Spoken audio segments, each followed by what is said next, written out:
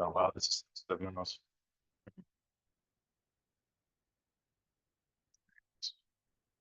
Okay. All right. Hello, everyone. Good evening. I hope you are all enjoying the pizza so far. I just want to take moments to thank all of you for showing up for this event and want to thank SI Canada for working with us on this.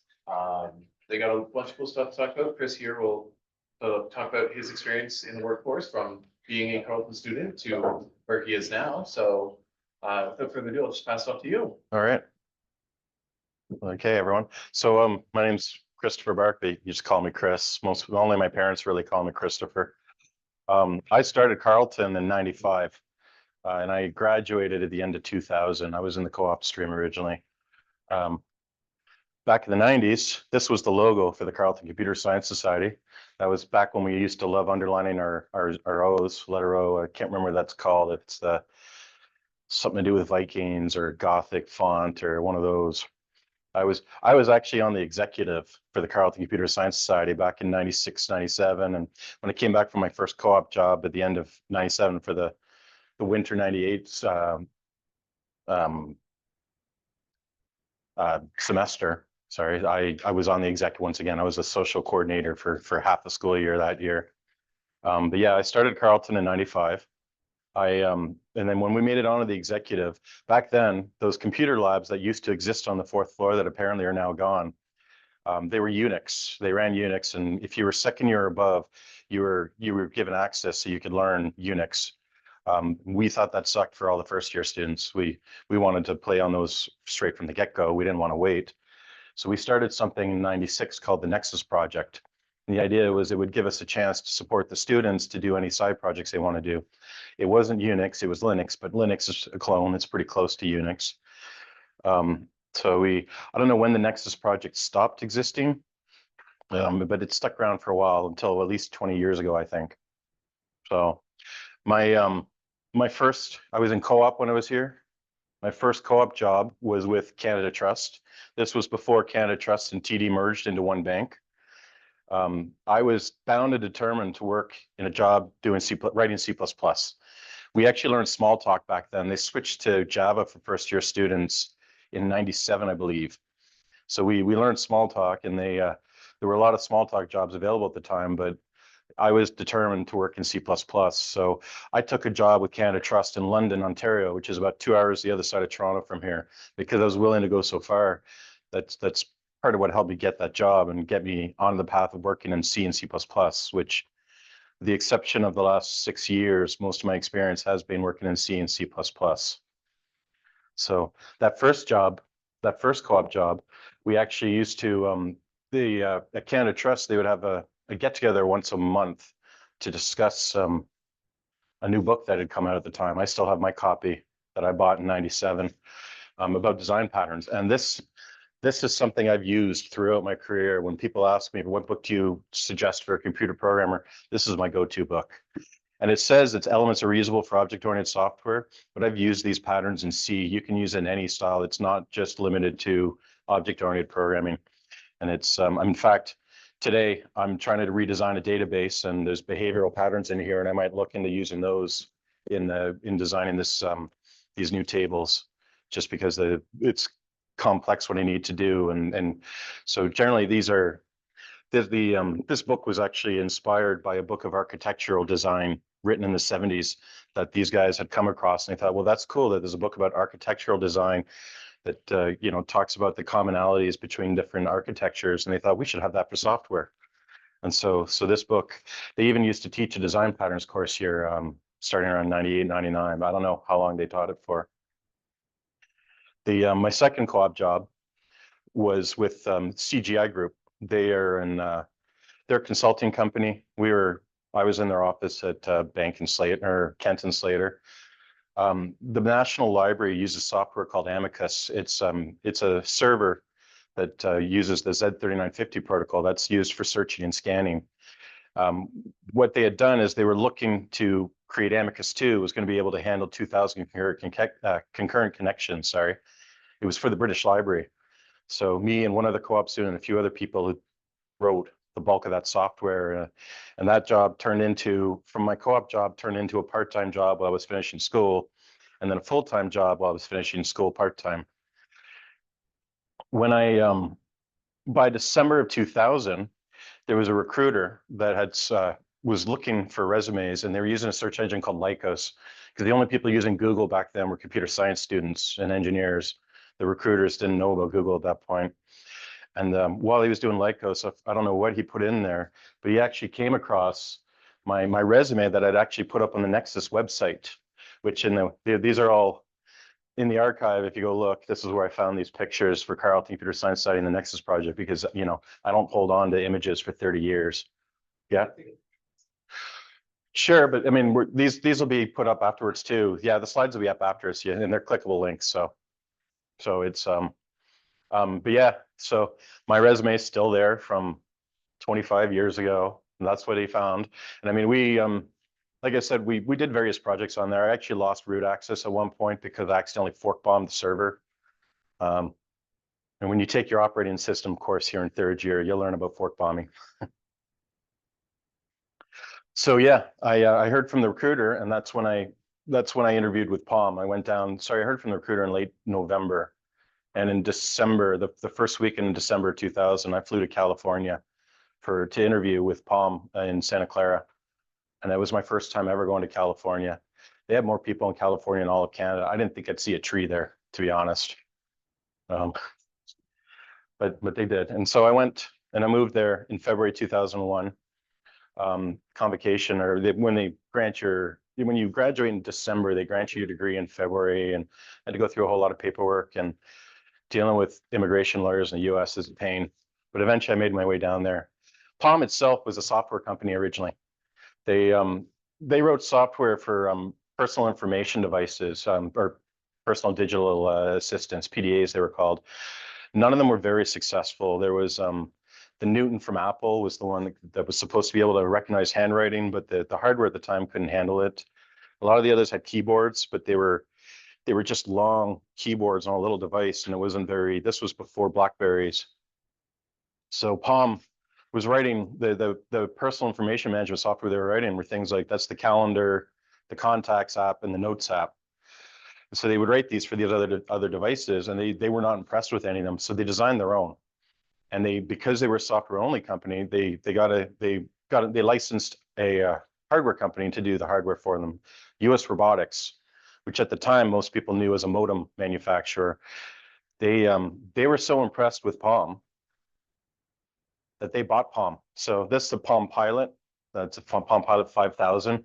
You can see the US Robotics logo up in the top right corner. Picture might be a little blurry. I took these off of Wikipedia, a lot of these pictures, so they're tiny. The Palm Pilot is what people carried before smartphones. So none of you, this is probably before any of you were born, or most of you were born. They eventually, US Robotics got acquired by another company called 3Com. Back in the 90s, if you wanted a network card in your computer, if you wanted Ethernet in your computer, you had to go buy a network card. 3Com was the one you would normally buy. They'd buy like $5-10 to buy a network card. They were huge. When I moved down to Palm, they had already, wrong way. There we go. So yeah, when 3Com acquired them, they came out with a newer one. I don't think that has the 3Com logo on it though. That's a Palm 5X. 3Com acquired Palm, and but they kept, sorry, 3Com acquired US Robotics, not Palm, but Palm came with that. And then shortly after, not shortly, but at some point after that, they spun Palm off separately. And about 9 months after they spun Palm off is when I started working for Palm. That one there, the Palm 5, that was actually designed by a company called IDEO. Tom Kelly we used to hold a Palm Source convention, developer conference. Same idea as the Apple Worldwide Developer Conference and whatever Google's one is called. Your apps are important for any platform. So, and you need developers for your apps. He was the keynote speaker one year, and he talked about a book he wrote called The Art of Innovation, which I still have my copy of that one too. It's another really good read if you ever want to, if you're looking for some way to spur a little creativity. They helped design the first Apple mouse, and they also helped Palm redesigned so that this was a slicker look versus they were very brick-like, the older ones. The Palm 3s were, well, the Palm Pilot eventually became a Palm 3, and then there were other names. This one's an M505. That's actually closer to what the 5 would look like. But yeah, when I started there, I actually worked on the wireless one. And that's a Palm 7X. I don't have the one I got when I started there, but I bought this off of eBay a couple of years ago, just for nostalgia. This is a Palm 7X. These would connect to the Motorola pager network, and they would use. It wasn't a web browser on there. The team I worked for, the app was called the Web Clipper. And the reason for that was we didn't do HTML over HTTP. The network was just didn't have the bandwidth for it. So we used a compressed markup language over a compressed transport protocol, CML over CTP.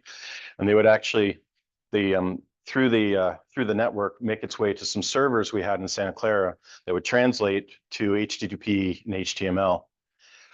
We wanted to switch to a browser, and it was important to switch to a browser because with that server in between, you didn't have a direct end-to-end connection, which you can't have true security unless you have a true end-to-end connection.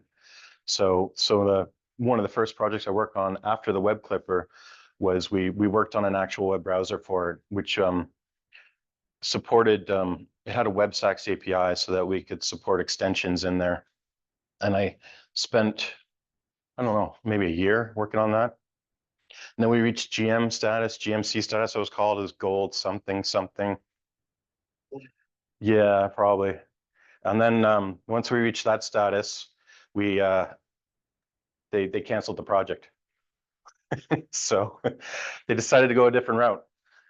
It was interesting being at Palm. I started there, and 2 months after I started, they had their first round of layoffs. I started right around when the dot-com bubble burst. So they had their first round of layoffs. And the only reason I didn't get laid off in the first round was because it was based on performance reviews, and I'd never had a performance review. So they had nothing to go off of. And then the second round was actually because they would choose specific teams, and our team was safe for that one. So I think I made it through like 6 or 7 rounds of layoffs safely. Yeah. Is it true that like no one is immune to layoffs? When you're twice as dinner about work reviews, I feel like that like it's really competitive, and I just want really competitive, and so there's no way. So it is possible to like prevent getting laid off, but it's not. Is it possible to prevent getting laid off? Okay. Not really, to be honest. It's so random sometimes. I mean, sometimes they just pick teams, and you'd see people that were very, very brilliant and had done wonders for the company, and but because they were on the wrong team, they were like, oh, it really, yeah, oh yeah, it didn't matter.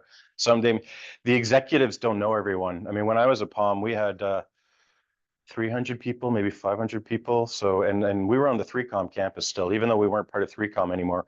3Com had 5,000 people at that point on that campus. So it was impossible for people to know everyone. So it's, yeah, I mean, you can't take it personally. I've been laid off twice. I'll cover that later on when we get to those two.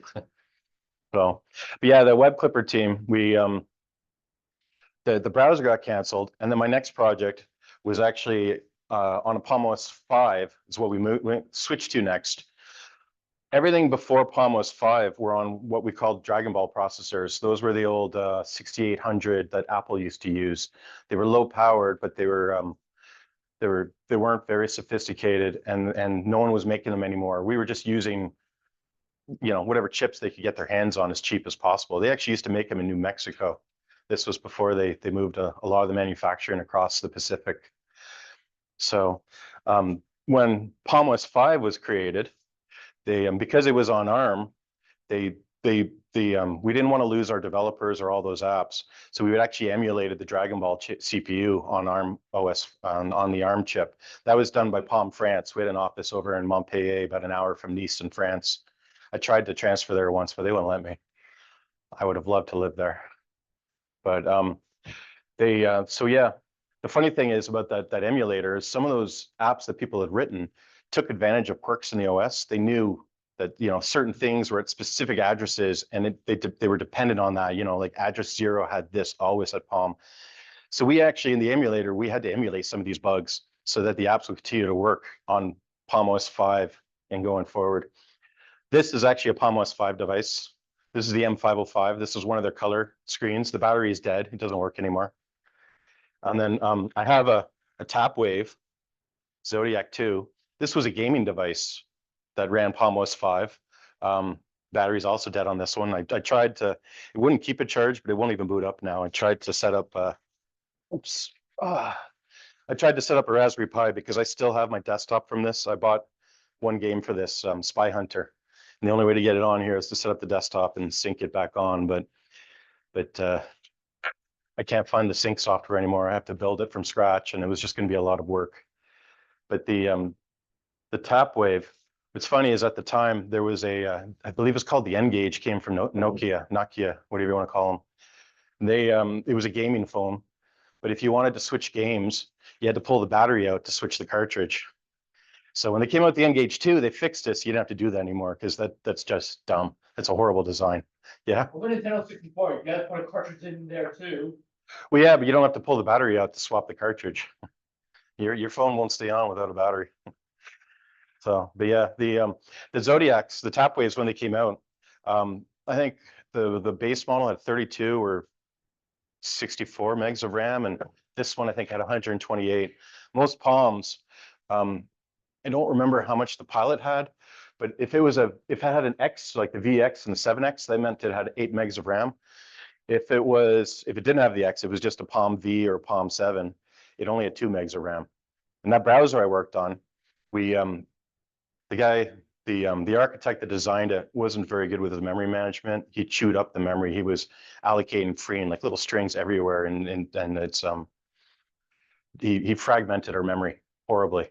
So that was one of the things I had to clean up, is fix that memory usage. And after I cleaned it up, I don't remember what I could render on the device with 2 megs of RAM, but I know on the one with 8 megs of RAM, I could actually render Slashdot on it. And Slashdot was very resource intensive. It had a lot of HTML components within it, or elements within it. So, but yeah, my one project that I worked on for Palm OS 5 was on a browser, was on another browser, the NetFront browser. At the time, if you had a phone and it had a browser, it was probably running NetFront. It's from a company in Japan called Axis. They ran on phones that didn't have operating systems. So this browser had its own memory management built into it. I think it had threading management built into it, which I hope they stripped most of that out. But I was just in charge. All I did for this was, because everything was going through the emulator, this was 256 files. And there was only one comment in all 256 files. I'm pretty sure they stripped the comments out before they sent it to me. But it wouldn't compile, it wouldn't run through the emulator. It was so big and bloated. So my one project on Palm OS 5 was put together an ARM native SDK, a software development kit, so that they could compile the NetFront browser to run natively in Palm OS 5. I'm not sure who actually used it, to be honest. I never looked up what browsers were used on the individual. I believe Palm, well, we'll get to more about Palm later, but when 3Com acquired Palm, the founders of Palm didn't like the 3Com executives, so they actually left and formed a new company. And they convinced them before they left to license their software to other manufacturers. And then they left and they formed Handspring. And so that's a Handspring visor. It had an expansion springboard slot in the back. You could add more memory. And there was even a cellular card you could put in there. So this was one of the first connected, pretty much one of the first, considered one of the first smartphones. They then came out with the Trio, which was a smartphone, and that was running Palm OS. I believe they started with Palm OS 4, and then they switched to Palm OS 5, and then they ran Windows CE as well. That was, I don't know if that's got the Handspring logo.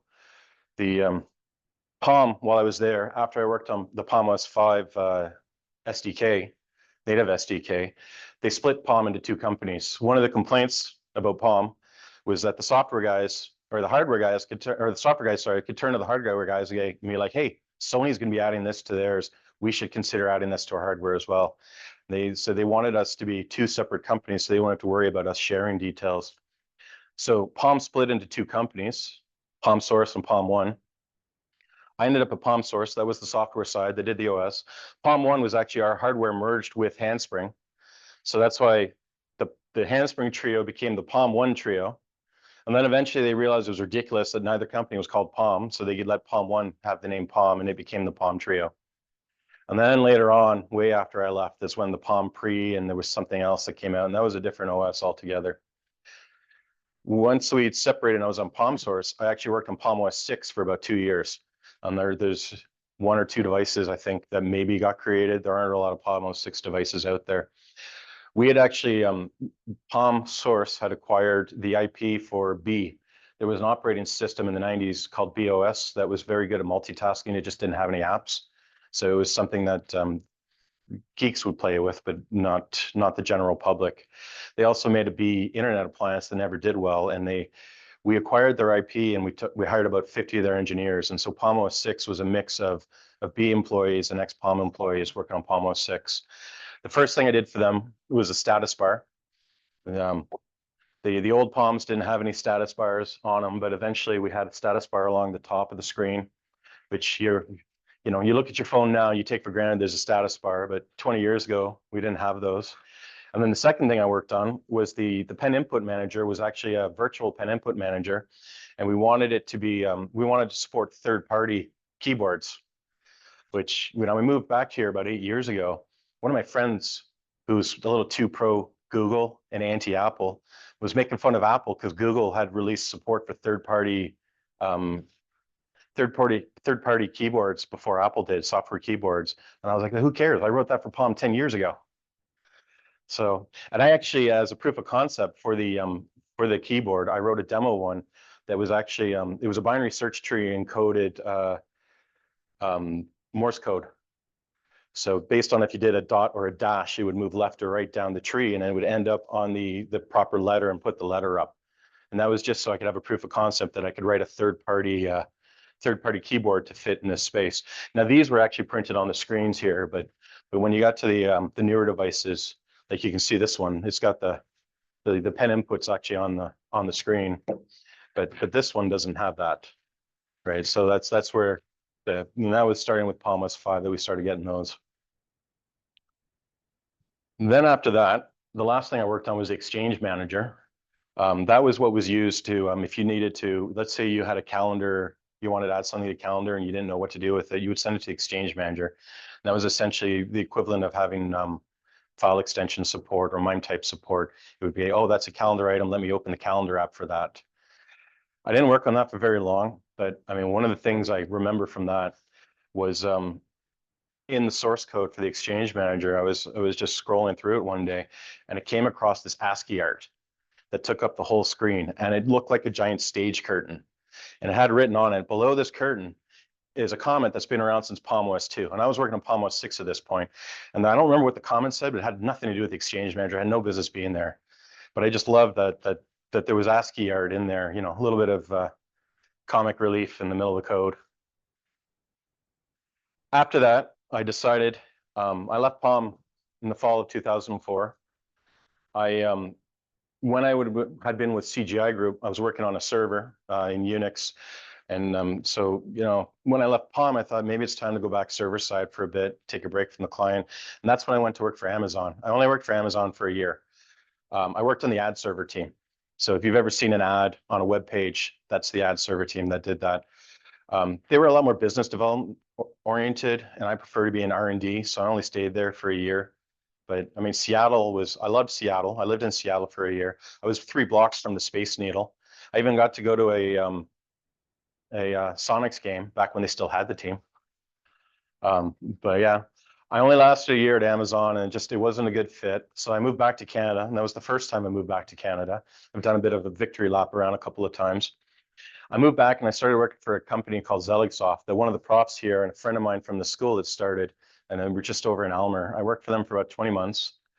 One of the few apps I ever worked on. It was a tool used for designing components, chips and things like that. It was good to be back, but I found California had a lot more interesting jobs. And one of my ex-coworkers from Palm got in touch with me while I was back here and told me about a startup that was going to be working on technology called fixed mobile convergence. And what that is that's the technology that allows you to keep a phone call seamlessly while switching networks. So what they were working on was switching between cellular network and Wi-Fi and vice versa. So I moved back to California in 2007. Yeah, 2007 to work for the startup on this fixed mobile convergence technology. I only actually worked for them for a year and a half. They ran out of funding. That was the first time I got laid off, was at the end of that. I wasn't ready to leave California.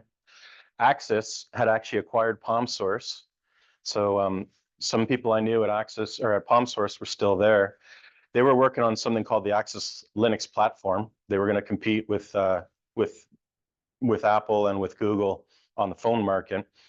Worked on that for a year and a half, and then they decided to close up their shop because it was actually Axis Systems USA was what they'd labeled PalmSource. They laid off 90 or 95% of the people there, which triggered something called the Warren Act, which meant they had to keep me on payroll. So I got laid off on July 1st. I got kept on payroll for all of July, all of August. I had a friend who lived in Capitola, just south of Santa Cruz, had a beach house. So I spent the summer there. I did interview. I actually interviewed with Lab 123. They're the ones that make the Kindle. They're part of Amazon. They would have been the better fit for me at Amazon because I would have actually been R&D. I interviewed with Apple. That was the first time I interviewed with Apple. They weren't sure I wanted to work there because because during the interview they asked me for feedback, if I had any criticism for the company, and I told them, well, I can't stand your fanboys. Not the right answer to give at a company. And then I also interviewed with BlackBerry. A friend of mine, there was a rumor that BlackBerry was going to be coming out with a tablet, and a friend of mine who worked there told me, well, if you want to work for BlackBerry on a tablet, this is the job you should apply for. So he sent me the link and I applied, and BlackBerry actually moved me back to Canada. That was the second time I moved back to Ottawa. So if you're following, I went from Ottawa to San Jose to Seattle to Ottawa to San Jose, and I'm back to Ottawa again. And that's when I started working for BlackBerry. I was working on the tablet at first. They would BlackBerry had a strange way of doing things. They like to have multiple teams. Oh, thank you. They like to have multiple teams doing the same project, and they would choose their favorite. So I was we were trying to port the BlackBerry experience to the tablet. There was no point in having this tablet if it didn't feel like a BlackBerry. I was one of 3 teams doing that. I was fumbling around with the virtual keyboard. There were 2 virtual keyboards, and I was trying to figure out how to get rid of one of them. But while I was on that, BlackBerry had acquired QNX. They're a real-time operating system. They've been around for 40 years now. They have an office. They have an office. They're in Canada North. If you're interested in working in real-time operating systems, or if you want to work on cars, they run on more than half the cars on the road. And I would recommend working for them if you. It's a beautiful operating system. It's event oriented. So BlackBerry QNX needed people who had experience in C and operating systems, and because I'd worked at Palm and had worked when I was working on Palm OS 3 point whatever and 4 and 5, those were all written in C, but Palm OS 6 was written in C++, so I had experience in both. So BlackBerry actually loaned me to QNX for about a year and a half. I worked on the network team there. I actually fixed bugs in the TCP/IP stack. QNX it's a BSD variant. It's a Unix. Their TCP/IP stack is if you look at NetBSD, that's probably the closest stack to what they have. FreeBSD, NetBSD, and OpenBSD all have slight variations. NetBSD, I believe, is the one QNX is closest to. So I fixed some IPv6 bugs in there, and I wrote a Whisper stack, and it was very prototypey, and to be honest, some of the people on the team were criticizing C++ at the time, and it annoyed me. So I wrote some object-oriented C. So the Whisper stack was Whisper is what you use if you walk into Starbucks and they have captive Wi-Fi. It was AT&T was running at the time. If you had an AT&T phone, it would use Whisper to automatically connect, so you wouldn't have to enter your, and when you go captive Wi-Fi, they want you to enter your email address and then click submit. The Whisper stack was a way of your phone or device to automatically connect to it without you having to go through all that process. You would just connect. So I was with them for a year and a half. They run on, at the time, half the cars on the road. I think now more than half the cars on the road. The space arm up in the Canada arm, sorry, up in space actually runs QNX as well. And there's plenty of other projects. If you go to their site or look them up on Wikipedia, they'll list more. After that, I went back to BlackBerry again. I worked on the radio control software. We were actually coming out with LTE devices at that point. This is just a map of all the different phone technologies over the last 20, 30 years, 40 years, I guess. There's 2 important ones to know. CDMA That's what Bell was using at the time. That actually works better over longer distances. The problem with CDMA though is you can either have a call or you can have data, but you can't have both at the same time. It's one or the other. But it's really good for distances, so that's why it was more popular out west and in North America. But the other one is GSM. That was more popular in Europe in urban centers. You can call and do data at the same time. Yeah. I'm doing part of one LTE and 5G, is it not? Well, yeah, but that's later on. These are the early ones I'm talking about right now. Thank you for the clarification. Oh, no worries. So yeah, GSM was Rogers was actually GSM. I think Telus was CDMA. I don't remember what Telus was, but GSM, if you live close to an urban center or if you're in Europe, it wasn't great at distances, but it had better speeds. And like I said, you could do data and voice at the same time. You didn't have to choose one or the other. They both, now the CDMA is 3GPP2 and GSM is called 3GPP. Eventually, everyone moved over to LTE. When the first LTE phones came out, LTE is actually data only. All the network technologies before that, they would have a voice channel and they would have a data channel. And they'd be two separate channels that you had to support. LTE got rid of the idea of a voice channel. They were going to be data only. And so when that first came out, their goal was to do VoIP over the LTE, but they weren't ready for that right away. So the first LTE phones came out, generally had two radio connections at once. You would have your LTE connection and you would have whatever connection you're using, CDMA or GSM, to be able to get voice. And in fact, some carriers still do that today, including the one I work at now. This one goes past stuff I worked on, but the LTE, when was I at? I started working at BlackBerry in 2010. So I think it was around 2011 or 2012 that I was starting to deal with this stuff more. I got moved around a little bit there. I ended up, they moved my team to a new VP, but my VP kept me and two others. So I got moved on and I worked on a cellular device driver for the Passport. That was the BlackBerry that looked like the size of a Passport, had a square screen and a keyboard under it. I don't think it was out for very long. It was Qualcomm that actually owned it was their chip we were using and it was their device driver. So I didn't actually write the device driver. I was more like a TA. I was just there to tell them what they did wrong. And that's when we switched to category 4 LTE, was what gave you 150 down and 50 megs up. But when we first tried the Passport, they were only getting 35 down. So the first thing I had to figure out is why were we only getting 35 down? We're using iPerf, an open source. It was iPerf version 2 we were using. It's an open source tool for measuring the performance. Found like 6 or 7 bugs in it that had been in there for like 10, 15 years. But we were getting 150 down. It's just iPerf was lying to us because there was, I don't know if they still teach UC, but if they talk about unsigned versus signed, that was what a lot of the problems were. We were switching between, they were storing signed into unsigned and going back and forth. So you would lose data here and there. And then one of the things it did is there's a call to the call to write is a POSIX call. And if it fails, it returns -1. But iPerf will just take whatever it returns and add it. -1, if you look at an unsigned version, there is no -1 in unsigned. So -1 in 32-bit is like 4 billion. So the numbers we get a little overinflated. But luckily, there was a loop that would sit there to make it human readable. It would decide is it kilobytes, is it megabytes, is it gigabytes. It would go over by 1, so it would mess up the numbers even more. So there were a lot of bugs. I don't know if they ever actually fixed them. I told BlackBerry, and BlackBerry probably should have told the others. It was an open source project, but companies didn't always share. And one of these days maybe I should go look at them. I even looked at iPerf version 3, and it had a few of the bugs too. Near the end, I was at BlackBerry to about 2014, and then they were going to be working on Android phones. The project was actually called the Avengers Project. And so we knew it was coming. And I figured, well, if I'm going to work in Android, I'll go work for Google. But the the problem was I'm a little too honest in my interviews sometimes, and I don't like Java. I've never liked Java. I'm a C++ guy. So, and Android was written in Java. So I'd interview with Google and I'd be like, yeah, but I don't like Java.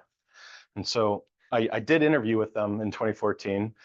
They had actually acquired Nest a few months before. So I interviewed with Nest because Nest was working. Nest does the smoke detector and the, what else they have? I can't remember. Yeah, the thermostat. Thank you. So I interviewed with them, and I figured while I was interviewing with them, I may as well interview with Apple at the same time. Some of the people, that guy that got me the job at that startup where we worked on fixed mobile convergence, him and a couple of others from that company were actually at Apple working on the same technology for the iPhone. So I went to work for Apple next. And if you want to learn about how phones work, those are the specs. Those are the websites to go to find the specs. 3GPP was GSM, 3GPP2 was CDMA. Etsy makes a lot nicer looking documents. They're a lot friendlier on the eyes. They're a little easier to understand. So, you know, if you I believe, I don't know if they do the 3GPP2, but the 3GPP, they cover a lot of them. So if you ever look at the 3GPP and you're like, what the, go to Etsy. They're a lot nicer.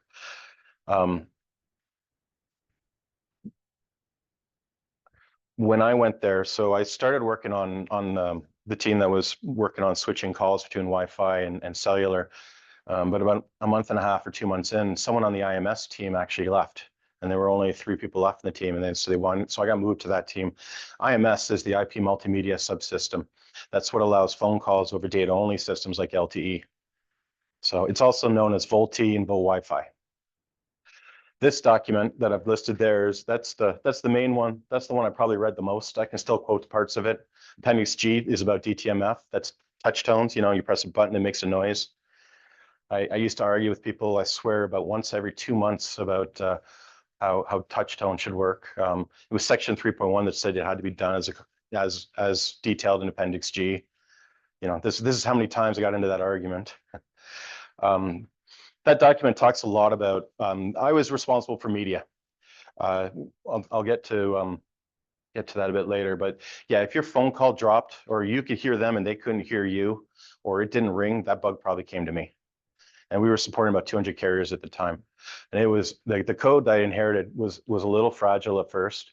It felt like, you know, someone complained that the call dropped to T-Mobile, so I'd fix it. And then we'd hear from Verizon that personal ringback tones no longer work. So we'd fix that. And then, you know, someone else would come back and say, well, now our voicemail doesn't work. And it was, I spent a lot of time cleaning up that code. Yep. Original iOS. What was it? Oh, the first phone that supported VoLTE was the iPhone 6. So I don't know what version of iOS it was at the time, because they'd release like version 6 one year and then 6S the next and then 7 the next. So the numbers didn't always align with the version of the OS. So, and that was 2014. So that was 11 years ago. Sorry? It might have been 8, but No, that's the version of iOS was, yeah, but I mean, I don't even know what version they're on right now, to be honest. No. They make up numbers sometimes too. They skip versions. I mean, there was no iPhone 9, remember? We went straight from the iPhone 8 to the iPhone X. So the other document I was responsible for, if you remember, I talked about 3GPP2, that was, if you go to the 3GPP2 site, you can find IR92. That's another one that just talks about media. If you want to learn how a phone call works, the SIP stack is the first place to start. I wasn't responsible for SIP. That was another person on the team, but I had to understand how SIP worked, because there were headers that would come across that would do things like, because I was in charge of media, that also meant the ringback. And, you know, sometimes it would play a local ringback, which meant there was a local file with the ringtone that would play, and it would vary. There's the North American one, there's the European one, there was a Asia Pacific one, and there were a few others. But you know, you could also have network ringback tones. If they didn't want to play the local file, they would play it over the network, and that came down through headers in the SIP. So I had to know, you know, what headers to look for in the SIP stack that would start early media and so on and so on. And this is a little example of a phone call. This is a very simple phone call. This skips out on the registration and everything else, but generally, you know, it's very similar to HTTP. You know, you would send out an invite, you get back In this case, you're getting back a 180 ringing. Most of the time I dealt with 183 session progress. Those were the fun ones. And then a 200 OK meant they answered the call. The ringing means the phone's ringing. 200 OK means the call was answered. Then they have to acknowledge.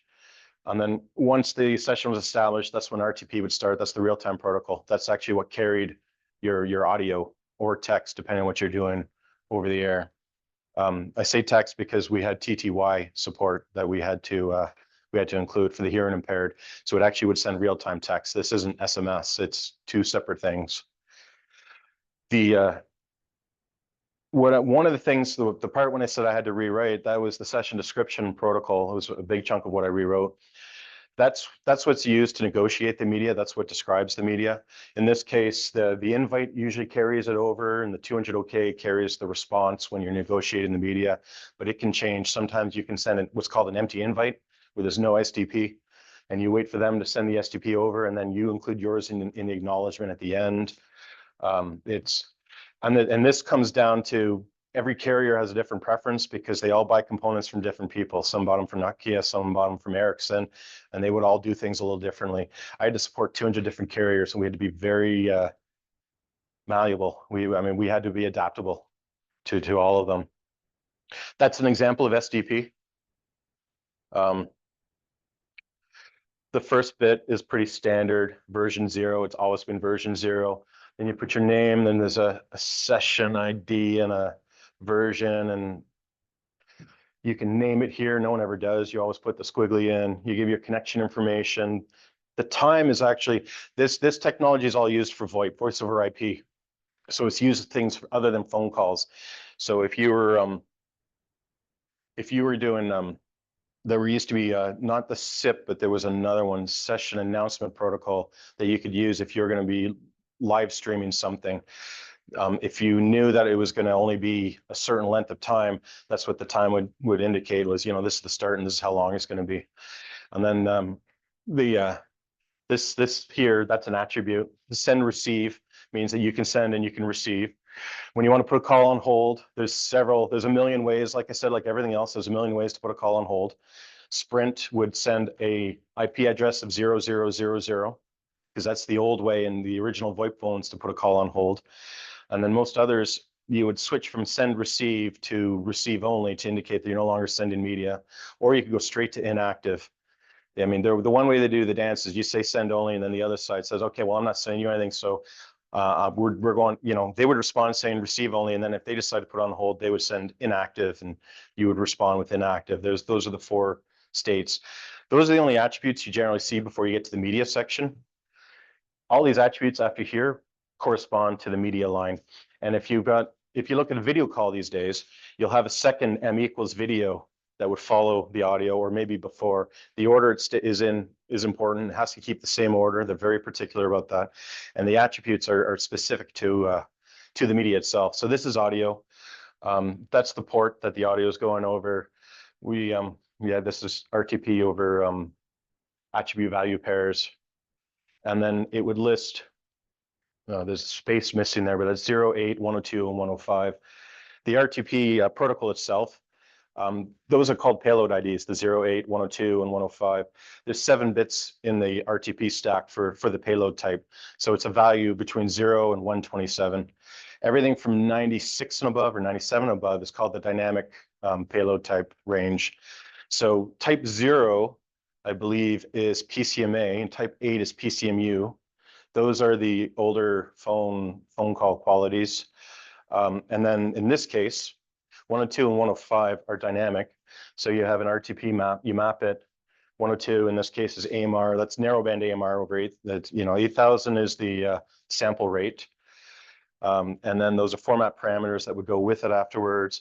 And then I talked about DTMF before. You'd get your telephone event, that's what DTMF is. And it was also over 8,000, and it would list what digits it supported. You could actually have bandwidth specifiers as well. That's what the B equals. There were several different bandwidth specifiers depending on how much they cared about call quality or what the network was doing. The 8,000. So when I was talking about telephone events before, the 8,000, that's narrowband. 16,000 is wideband. There's super wideband and there's full band. I believe it's the full band was 48,000, super wideband's 32,000. Within the specs, it would actually say that that when I was talking about the 26114 up above, it says that you can't select an audio codec unless it has the equivalent DTMF with it as well. So when when they updated one of the, I think it was called TC31, it was a testing document.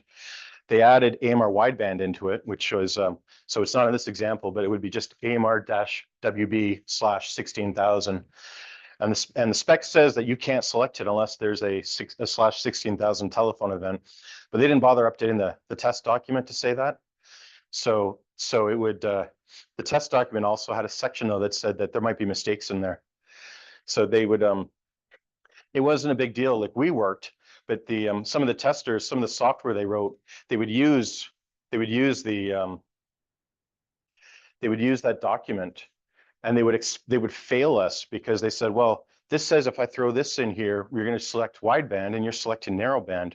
And I constantly had to point out to them every month or two to someone different that, well, no, you only have DTMF 8,000, you don't have DTMF 16,000. We're not allowed to select the wideband. So this is why this is ingrained in my head all these years later. I left Apple in 2014.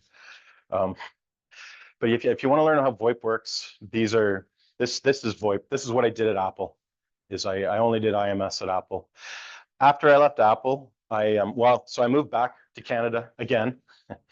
Shortly after someone was elected, I was just tired of being there. So I moved back and I stole a job because I still worked for Apple for a year while I moved back here. But you know, it was only 1 year, and then I took a little time off to find myself and to, you know, I bought a new house I wanted to work on, and I'd been to Burning Man several times, and there's a burner. You guys know what Burning Man is, or there's an Ottawa burner group, and I met someone through there, a friend of mine, and he heard all my stories about Apple, and he was like, well, you should come work for my company. You should come check out my company. So eventually, when I called myself fun employed, when I decided it was time to go back to work, that's when I left to go to SSI Canada. All right, and so I moved back to Canada in 2017, and I started working for SSI Canada, I believe, late 28, or yeah, it was 2018, April of 2018. I did a contract for them for 6 months. We expanded it another 3 months.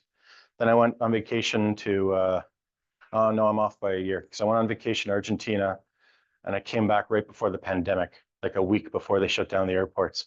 And then a couple of months later, I went back to SSI, and I've worked for them since. So SSI stands for the Snowshoe Inn. There's an actual inn with a bar and a tavern up in Fort Providence. That's about 300 kilometers from Yellowknife. They were in the news recently. There was a fire up in Fort Providence about a week ago. They were in the news. The inn is still there. It's 60 years old. But in 1990, our current CEO, when he was working there, got into computers. They were selling gateway computers. They were the ones with the cow prints on them. They 5 years later, they started up their own dial-up. Then they launched QS. They launched Kinnick, which is one of the providers that we work with. SSI Energy, EU Mobile is the other provider we work with, and then SSI Fire is one of our more recent ones. There's a lot. It's an umbrella group of companies that make different technologies available and more accessible to remote and rural communities. And then they have this nice graphic of all their achievements. I won't go through all of them, but they've, you know, these go back to 2000, I believe. Kinnick is a carrier up in Nunavut. They actually run in all 25 communities. So around 25 years ago, if you weren't in an urban center, you couldn't get broadband. You had dial-up was your only option. And I mean, if you think a 50 meg connection is slow these days, you would not like dial-up. They were 56K. They were much slower. If you wanted to download music off of Napster, for example, you would leave your computer running overnight to download things over the modem. Even if you had broadband, you'd sometimes leave it overnight. I never did Napster much. I'm too lazy to do that stuff, but I had a lot of friends that Napster was big 25 years ago. So they started the Broadband for Rural Northern Development Program. to help expand broadband in the north. And that actually led to the creation of the Nunavut Broadband Development Corporation, who worked with SSI to create Kinnick itself. Kinnick is a Inuktitut word for search. It was established in 2004. We just celebrated our 20th anniversary of the launch this past summer. We, like I said, they're the only provider. There is, I forget the name, I think it's Bell Northern. There's a Bell company up there, but they're not in all 25 communities like we are. They tend to be in the bigger ones, which are Iqaluit and Rankin Inlet, and there's another big one. I can't remember which one is the other big one. Yeah, before Kinnick launched, most of them had no internet access at all, and if they did, it was dial-up modem. So the way Kinnick works is we used to have a giant satellite dish. We just removed it within the last year. We used to have a giant satellite dish in Canada, and it was the backbone for all of Nunavut. Each community would have its own satellite uplink, and then we would connect the phone equipment to the satellite to offer broadband in the area over the cellular networks. Currently, we started offering LTE, I think around 2017 or 2018, but we do LTE mixed with 2G GSM because, like I said, you need that for voice unless you're offering VoLTE, which currently Kinnick doesn't have VoLTE yet. I'm hoping. I've helped them with the stuff on that here and there, but some things take time, and there's a lot of projects to work on. What I spent a lot of my time working on there is we actually have an e-commerce site. It's a distributed RESTful based site. So I'm working in JavaScript. I know I said that most of my experience was C and C++. I moved to JavaScript for this job, and it's been interesting. I've done some. You can write anything you want in JavaScript. You can write anything you want in any language, to be honest. I mean, I wrote WAP was the wireless access protocol. When I was in school, I bought a book about WAP and WML, the wireless markup language. And I was convinced I was going to move to Europe and work because I wanted to work on internet and the cell phones. And I'm dual Canadian and British, so I could have easily gone to Europe. But I ended up getting that job with Palm, and I thought, well, this is going to look good to my resume. I'm doing web browser stuff for Palm, so I kept putting off Europe, and I still haven't made it there. And Brexit's kind of killed those plans now because I'm British. So, but where was I going with that? I go on tangents sometimes. Oh, right. So when I was at Kinnick, one of the things I wrote is phones don't recognize our SIM cards when we put them in there. The operating system has a database in there, and then they keep track of all their carriers, and they don't know all the carriers, and we're a very small one.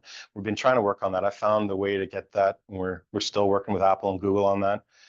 But one of the things we tried to do was there was a WAP SMS push that you could use to push a network profile up to the phone when it connected to your network so that it would start working. So I wrote that in JavaScript, and I mean, it's really just JavaScript sitting over a whole lot of hex. I just had to figure out everything in hex and send a string of hex along. And like I said, you can write anything in any language you want. Our other carrier is EU. They were called EU Mobility. We've rebranded it this month. It's now called EU Mobile. These guys are actually up in the EU Ishichi.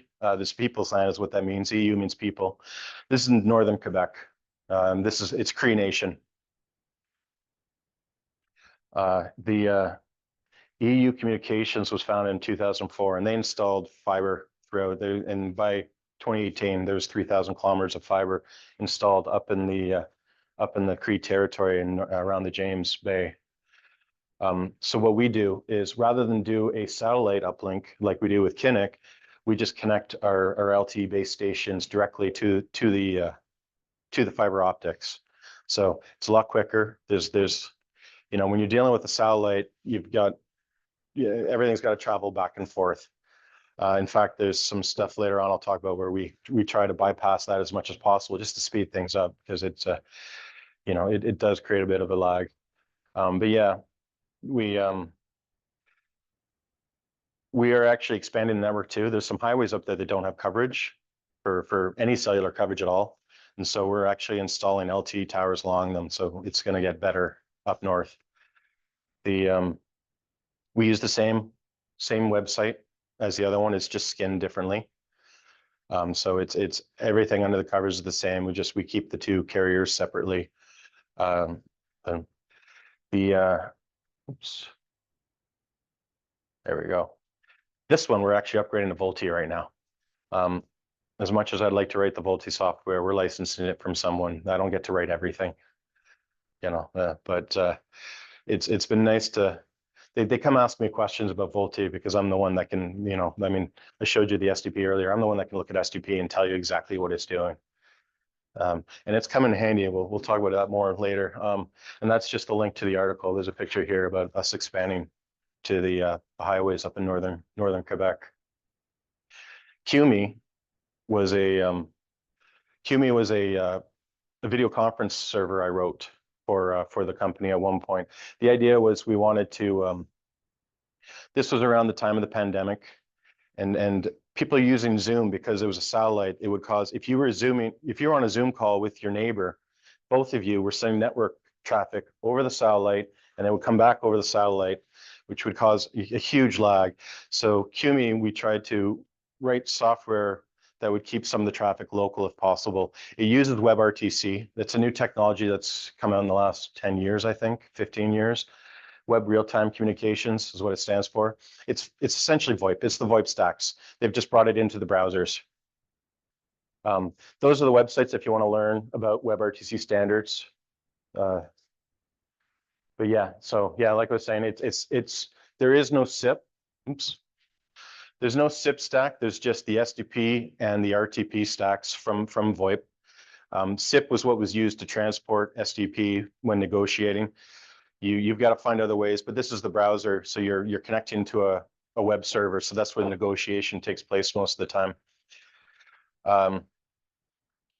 Yeah, so yeah, the session management, it really was up to you, like I said. So, unlike VoLTE or Wi-Fi, that's actually what uses SIP. So SIP isn't quite so important these days, but SDP is very important, and RTP is always going to be important. That's the real-time protocol. What I created actually used an open source project called Media Soup. So it did all the heavy lifting. It's its own set of APIs. So if you don't want to learn WebRTC, Media Soup's actually really nice. The only problem we had with it is we do a lot of our work in FreeBSD, and they test a lot of their stuff in Linux. And so yeah, it just got to be a bit of a pain. And we eventually just shut down the site. So the site actually isn't up anymore. But yeah, it was mostly because it was just getting tiring to get things working in FreeBSD. The type of, now there's three types. That's an article, a link to an article. There's three types of video conference servers. QME was actually called it was a selective forwarding unit. What that is that the server doesn't do any mixing. It just sends you the streams, whichever streams you want. So you would send your audio and your video stream to the server. And let's say there's 4 people in the room. If all 4 of them in the room and are all sharing video and audio, you would receive 3 streams back from video and 3 streams back for audio.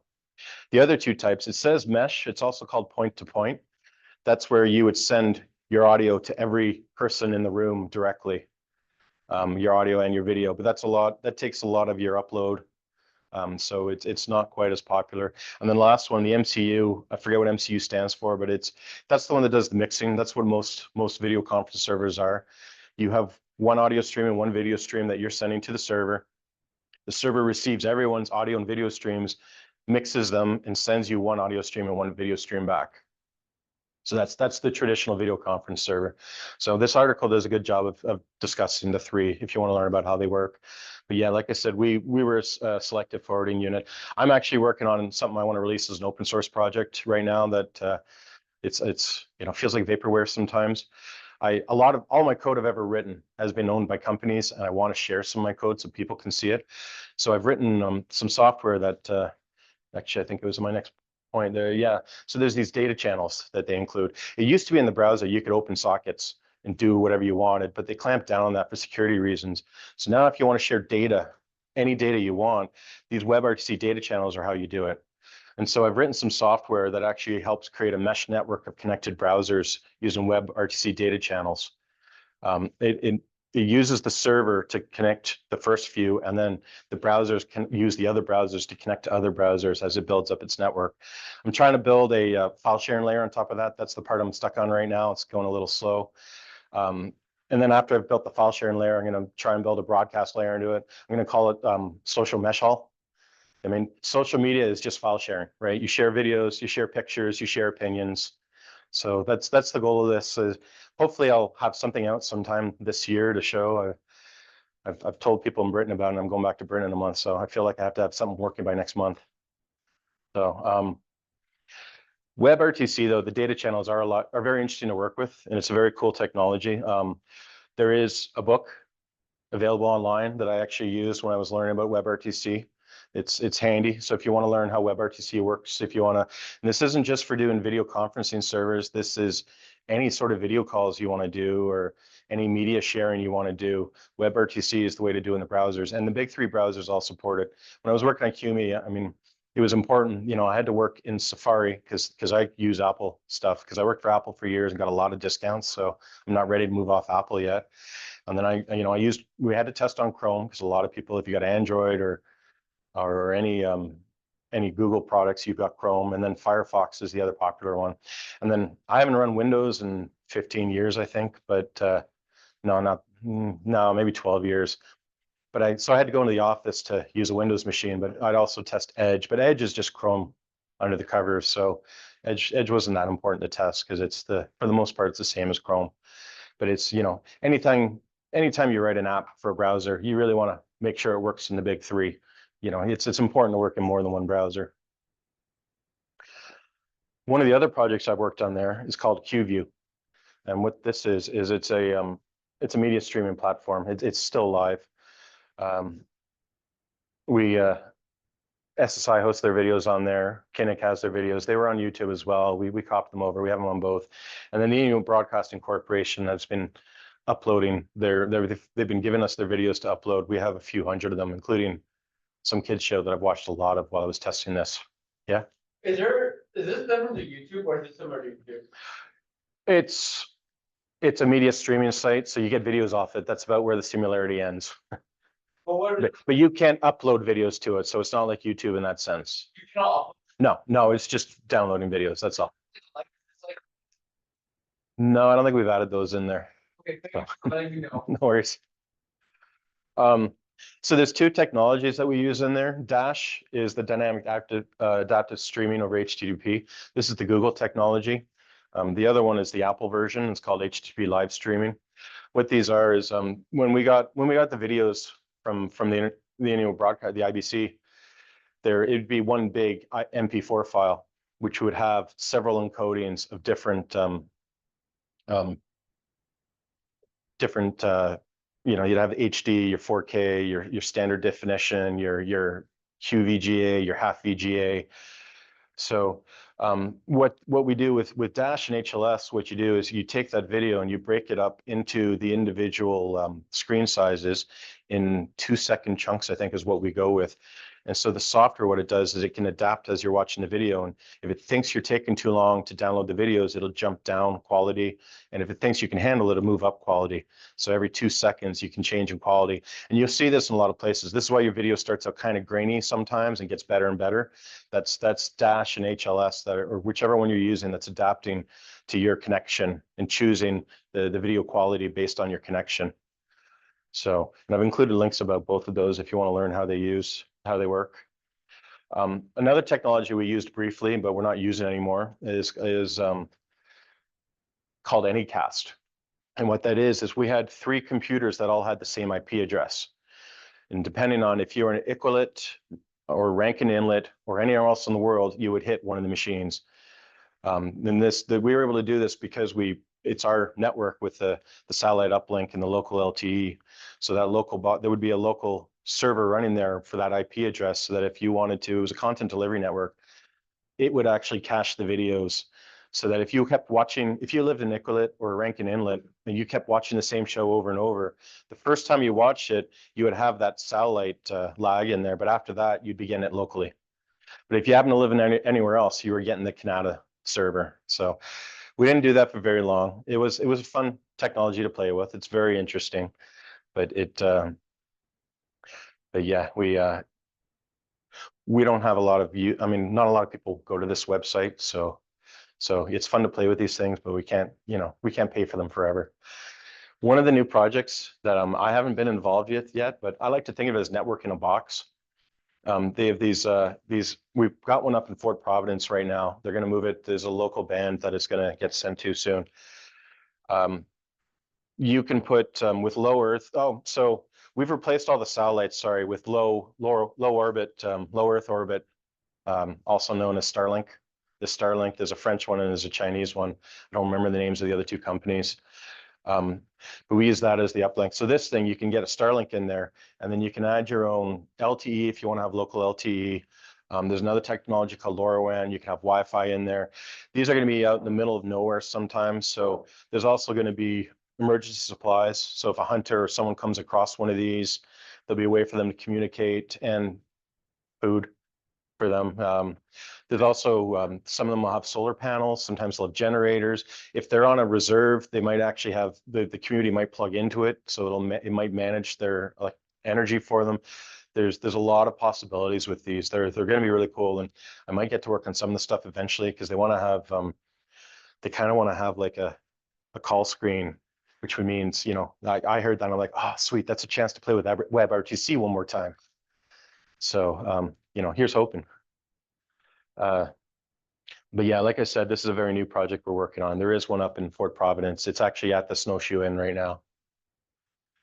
I mentioned LoRaWAN. That's a new technology we've been playing with. LoRa is long-range, low-powered radio. This is I actually have one here. This is a LoRaWAN device. LoRa itself is its own technology. LoRaWAN, you have to hardware accelerate the WAN part. WAN is just a wide access network, so it's just a network stack written on top of LoRa. The idea with this is, and then those are just the different layers associated, but that's a good place to go to if you want to learn about LoRaWAN. We do have an antenna, but it only covers 5 kilometers from our office. But if you want to play with LoRaWAN, the Things Network or the Thing Network, whatever it is, they're the Things Network. They are in Ottawa. They're all over North America. They're actually LoRaWAN. So if you want to play with LoRaWAN, that's a good site to check out to play with.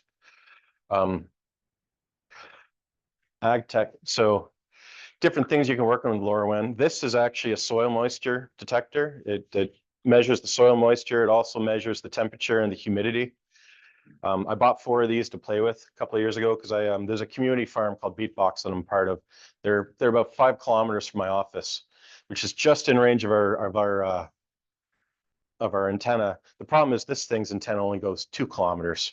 So at the office we receive traffic from this, but this doesn't get traffic back. So they haven't worked yet. I have to get a relay out there to get this to work with a 5K antenna on it. But ag tech, there's if you want to, there's a lot of cool things with ag tech that involve LoRaWAN and stuff that don't involve LoRaWAN too. Like if you want to work on self-driving cars, John Deere's making a self-driving tractor, and that's considered ag tech. And there's drones are considered part of ag tech. I took some a couple of years ago. They were offering free courses. I forget, they weren't courses. There was a special name for them that the government was offering, and I signed up for a bunch and I learned about ag tech. And there's a lot of cool stuff out there to work on. That self-driving tractor looks really cool. You should look it up if you get a chance. The other thing to look up is FarmBot. FarmBot's very cool. There was a strawberry picking machine. It can go up and down and find the right color and knows when they're ripe. There's an apple picking machine that has like these tubes that go up and suck the apples off. And there's none of those are LoRaWAN. This thing is. I digress. Before your time, there used to be these ads where this old person would have this thing around their neck and they'd fall, they trip, and they go, "Help! I've fallen, I can't get up." When they hit that. So there's a LoRaWAN version of that now, and I mean we want to have these up north because in some of the communities, the remote communities, the nurses have to visit from home to home to check on everyone, and it's a lot easier if they rather than having to check on everyone, if they had these devices where they could tap it and they could call the nursing station right away. So that's one of the cool things about one of the cool technologies coming out with LoRaWAN. There's also LoRaWAN trackers. So up north, the hunters, when they go out, they can have a tracker on, and as long as they're within range of the LoRaWAN, and you can have antennas, I believe, that go up to 20 kilometers, maybe even longer. They've done LoRaWAN over 1,000 kilometers, but I think that's using a directed antenna, so that's not something that's easy to do. But But you can, so that if people get lost, you can know where they were. Or I have a friend whose father has Alzheimer's and he wanders off, and so you can get watches with LoRaWAN that are GPS trackers so that you can keep an eye on loved ones as well. There's fuel level sensors when you're up north. If you got a if you've got a generator somewhere and a fuel tank, it's cold out, you don't want to have to go check it. You'd rather have something in there. And LoRaWAN, the nice thing about LoRaWAN is because it's low power, this thing here takes 2 AAA batteries, and it should last, I believe they last a year in this. So you can't send a lot of data over it, but I mean, being able to run for a year is a long time for devices. I mean, I mean, I remember when smartphones used to work for a week before you had to plug them back in, and these days it's twice a day. I think I'm plugging in now. Another cool technology is there's temperature sensors. I have a friend who's got a couple of homes. He wants to be able to keep an eye on his fridges and make sure they never go out. And I told him, well, you get LoRaWAN, throw a couple temperature sensors, and then that way you'll know. And I mean, if you're, once again, if you're way up north, let's say you've got a building somewhere and you want to make sure that the building doesn't drop below a certain temperature where things will freeze, the temperature sensor over LoRaWAN is a lot cheaper and easier to run than to have than to set up an LTE connection. You only need to send a couple of numbers every couple of minutes. It's not a lot of data required, which LoRaWAN's really good for anything that's low bandwidth. And then there's the soil moisture sensor. That's the link for this thing. This thing, it's been a lot of fun. I stuck a couple of them in my garden, but I don't have the base station. I tried to build one with a Raspberry Pi, but I bought the wrong chip. Like I said, it's hardware accelerated LoRaWAN. So, if you go and buy anything for your Raspberry Pi, pay attention to whether it's LoRa or LoRaWAN. Is it can it handle being a LoRaWAN switch, or is it just a LoRaWAN client? I keep buying the wrong. Well, there's a store in Nepean. If you go to pieshop.ca, you can actually pick up the stuff locally in Nepean. And so, I'd see LoRa stuff and just get excited and buy it without reading what it was, and then try to use it. And I'd be like, oh. And yeah, and as much as I'd love to do LoRaWAN through software, that's just not possible right now. You have to hardware accelerate it. So that's a lot of the technology I've worked with over the years. My lessons learned over the years. I've done, when I started working on BlackBerries, when everyone was moving towards Agile and Scrums and all these methodologies, the one thing I find in common is everyone cherry picks the parts they like and they ignore the parts they don't like. And the part they ignore for Agile is they never refactor their code. And one of the things I've probably done a lot in the last 10 years is I've refactored. And in fact, I think it's important to refactor your code. I find that when you write your initial prototype, you're going to make a lot of mistakes and it's just going to be very messy code. So these days I tend to throw away my first batch of code and rewrite things. So it's valuable to refactor your code, to rewrite it, because all the lessons you've learned. Documentation is important. Oh, some of the places I've worked at, some people think that the code is documentation. The code is not documentation. You need actual documents to tell you what's going on. This is why I shared all those links with you of all that documentation. Yeah, one comment I've always gotten every job I've been at is I write a lot of comments in my code. People are always shocked at how many comments I write in my code. And I mean, I tell people I'm dummy proofing the code, because if I haven't looked at it in 3 months, I'm going to forget what I did. So I'm the idiot I have to protect myself against. So I mean, yes, the documentation has to cover how things work, but if you're dealing with any intricacies or anything specific, sometimes it's good to have it in the code and be like, okay, the reason I'm doing this is because of this, this, and this.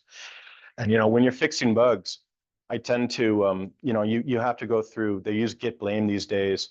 When I worked at Palm, we actually used Perforce, and one of the first things I did was I wrote a Perforce blame script, so I could look up a line of code and figure out who wrote it and what bug it was written for. What bug it was changed for and why they changed it. Because you can't just change a line of code and hope it works for the best. You got to understand why it was written that way in the first place. So this is why I write a lot of comments. Is I like to leave myself a lot of hints, because I look at a lot of code and I really don't remember things from more than 3 months ago. Yeah, variety is the spice of life. Do things that aren't computer related. I used to, when I worked at Palm, I'd go for runs in the mountains. I got into adventure racing, trail running, kayaking, and mountain biking. I'd go for runs in the mountains, in the Santa Cruz Mountains, and I'd fix bugs in my head while I was running. Right. I would leave BlackBerry and bike home, and I would fix bugs in my head while I was biking home. Like I'm a pacer. I need to move around to think. And it's important to do non-computer things. There have been studies for 20 something years that say anything beyond 50 hours is ineffective. So it's important to go out and do other things. And you'd be surprised, especially I think after reading about design patterns, you start seeing patterns in places and you start fitting weird things together. So, and I mean, one of the things I like to tell people is, I mean, I've never taken psychology courses, but when I walk away, I'm letting my unconscious mind chomp at it for a bit while I do something else. And you'd be surprised. Like there was once when I took the compiler course here, back in the 90s, I didn't like the design that the prof had most people do, and I wanted to come up with my own, and I couldn't think of something. So I took a nap, and I actually dreamt the design, and I woke up and wrote it right away. And the TA was very impressed with the design. So never stop learning. Yeah, I mean, you work in computers, there's gonna be new technologies coming out all the time. I'm constantly playing with new stuff. Like LoRaWAN, there's only been the last year or two I've been exposed to that. WebRTC I got into about 5 years ago. The IMS stuff I got into in 2014. Um, I my favorite jobs, I think Palm was my ultimate favorite job. And the best thing about Palm was every 9 months to 12 months, it felt like a new job because I was doing something completely different. And I have a short attention span, so I need something new. So, and I mean, SSI does a good job of giving me new things all the time. So it really keeps me engaged. Yeah. How do you like kind of fast track and learning a lot of stuff? Yeah, I saw you a lot of jump to do different career, like different field of knowledge. There's been a lot of overlap in the way things work though too. I mean, I was a lot of network technologies early on, and then I worked in network stacks, and then I moved on to the IMS was just that's just phone calls over network, so that's just another network stack. So I'd already written a few network stacks and fixed bugs in the TCP/IP stack at that point. So I mean, I had to learn new things, and that's where actually Apple was where I first started getting exposed to. Besides those documents, there was when I sent links to 2 RFCs, those are requests for comments. That was really the first time I'd been exposed to those, and you can learn a lot. You can just, I mean, sometimes I just surf the web and look for new things. Right now I'm trying to learn about passkeys because we want to add passkeys in at work. Well, I would like to add passkeys in at work. It's something new for me to work on. Passkeys are when you log into Google and it wants your Face ID or your thumbprint, that's a passkey. That's what everyone's moving on to. We're moving on from two-factor authentication or multi-factor authentication. We're way past passwords now. Passkeys are the new. Every few years they come up with something that they swear is more secure than the last thing. I mean, with quantum computing coming soon, things could change a lot. I mean, any encrypted traffic right now, quantum computers are going to be able to break it instantly, which is why they're introducing rotating keys now, so that in the future when quantum computers come around, it'll slow them down a bit. So there's just always new technologies. I used to read Slashdot a lot, and so that's where I get exposed to some of the stuff early on. Slashdot, like everything else in the web, just turned into a cesspool. So it's entertaining reading the comments sometimes. I haven't been to Slashdot in years. I don't even know if they still exist, to be honest. I started reading Slashdot in the 90s, and I don't think I've looked at it in like 10 or 15 years. It was a tech site. It was a tech blog, essentially. They would have summaries. A lot of your current sites that have summaries and allow you to comment on, that code base came from Slashdot. They were the ones that really started that stuff. So yeah, work with people swearing you. I mean, I've walked in the room, and if I act like I'm the smartest person, I generally just make an ass of myself, to be honest. But if you get a chance to work for a big company, Apple, BlackBerry, Google, any of them, you're going to work with a lot of very smart people. And like anything else, the only way to get better is to work with people who are better than you. And you will learn a lot, and hopefully you'll meet people that'll correct you gently. In our industry, not always, but usually people want to work with you. And then, yeah, embrace your creativity. Like I said, I would do random things and then just come up with ideas. Like, I told you I dreamt the design for the compiler course. Lots of and you get inspiration from the strangest places sometimes when you're writing software. And I think honestly what helped with that is that this book, once again, was just having these you know, coming back to these design patterns, really, it inspired, and knowing that it came from an architecture book, you know, you start looking for patterns in different places, and it really helped getting my creative juices flowing. And, you know, I find it's a lot more fun if I'm creative when I'm writing code. So it's, and I still love writing code. They've tried to move me to management stream at various companies, and I tell them, look, I don't want to chase someone down to find out that they haven't put in their vacation time yet. I just want to write code. I love writing code, and why not do what you love? So that's, thank you.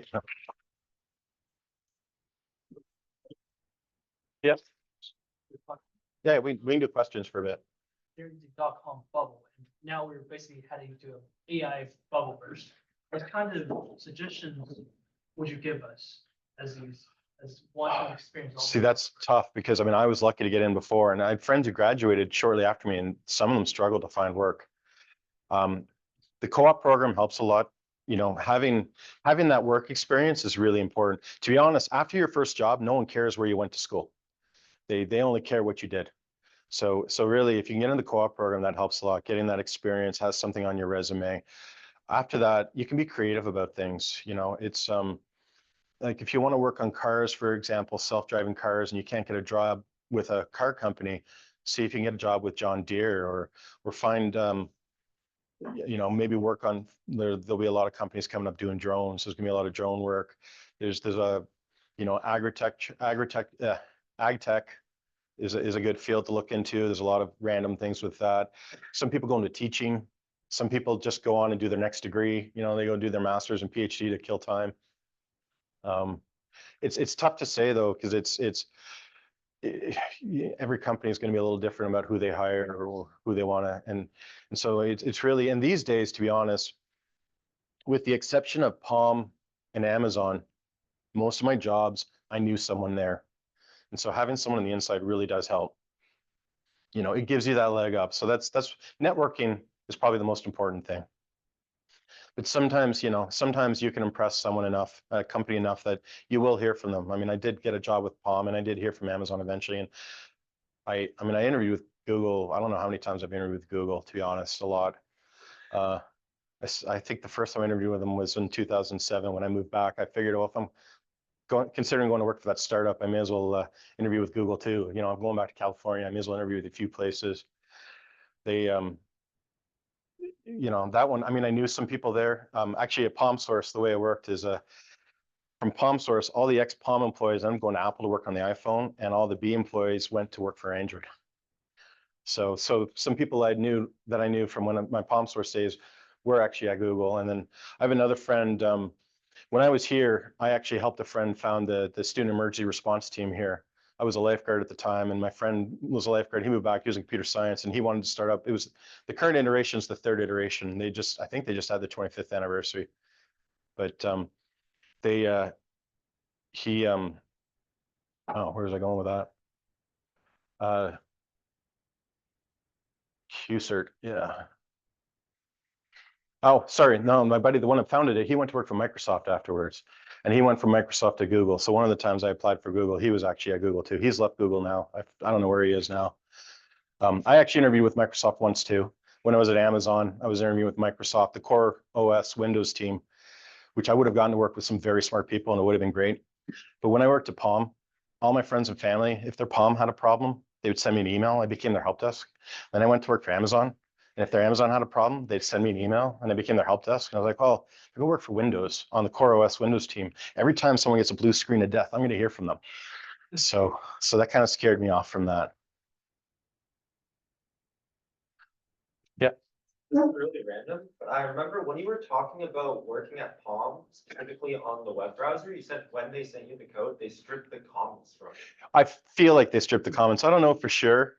It's just because there were 256 files and I grepped through them and I only found one comment. So, because I was just curious, some people just don't write comments too. So maybe they didn't write comments. You know, I'm a little backwards. Sometimes I write more comments than code. In fact, and yeah, when I used to cross the border, I would get the TN visa, part of the NAFTA, the NAFTA agreement. I was a software engineer in their eyes the first few years. And then with Apple, I was a software or computer analyst. And the difference between a software engineer and a computer analyst is a software engineer writes a lot of code, a computer analyst does not write a lot of code. So they used to ask me at the border, well, do you write a lot of code? And I'm like, no. And then the truth is, by the time I was at Apple, I was probably deleting and moving more code than I was writing. You know, because I was doing a lot of refactoring. So I just move a lot of stuff around. And yeah, I probably write more comments than code these days. Any more questions or? Yeah. Let's get into like computers. It's, there's a lot of different things you can work on. So you really, if there's anything you're interested in, start going down that route and looking for work within there or technologies that relate to that. So, you know, like if you want to work on video conferences or phone calls, you know, I provided some of those links. If you want to work on networking, if you want to work on self-driving cars, QNX, their office, they've been around here for 40 years. Their office is in Canada North. I would recommend, it's a beautiful operating system. So if you want to work on any vehicle, on cars, I forget which cars actually use them. I think Volkswagen might use them, BMW might use them, Ford kind of use them. They use a mix of them and Microsoft, at least at that point. It's one of those things where you just kind of have to go down a rabbit hole of your interests and just see what fits in there and just decide what you like. Like I like writing code. I started writing code, I think when I was 10 years old. We had a Commodore 64. My first computer at home was a VIC-20. We had cartridges we put in it and play games. Space Invaders, my favorite game. Then we got a Commodore 64 and you could write BASIC on it. So when I was 10, I started writing BASIC on it. And that was, I mean, that, you know, that was 38 years ago. And so, I mean, I've always loved writing code, and I've been writing code for a long time, but some people don't. Some, you know, I'm not a sysadmin. I'm not interested in doing system administration, but some people love that stuff. So, and I tend to shy away from that stuff because it's boring as far as I'm concerned, but some people, that's what they love. They love setting up the networks. Some people love configuring software. I actually really love working on operating systems, mobile operating systems. That's why I went back to Apple after BlackBerry rather than going to Nest. One of the main reasons is I loved working on mobile operating systems and mobile devices. I just want to say thank you so much for this presentation. I have to go and catch my Okay. bus. All right, have a good one.